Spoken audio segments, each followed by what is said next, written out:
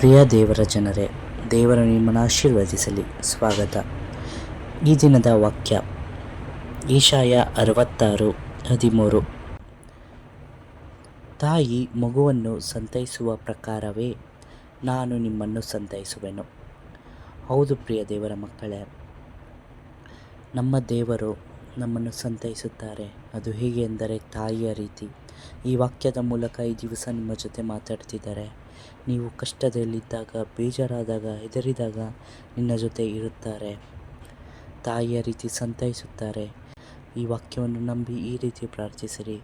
ಓ ನನ್ನ ಸ್ವರ್ಗೀಯ ತಂದೆಯೇ, ತಾಯಿಯು ತನ್ನ ಮಗುವನ್ನು ಪ್ರೀತಿಯಿಂದ ಸಂತೈಸುವಂತೆ ನೀನು ನನ್ನನ್ನು ಸಂತೈಸುತ್ತೀಯಾ ಎಂದು ಹೇಳಿದ್ಯಾ.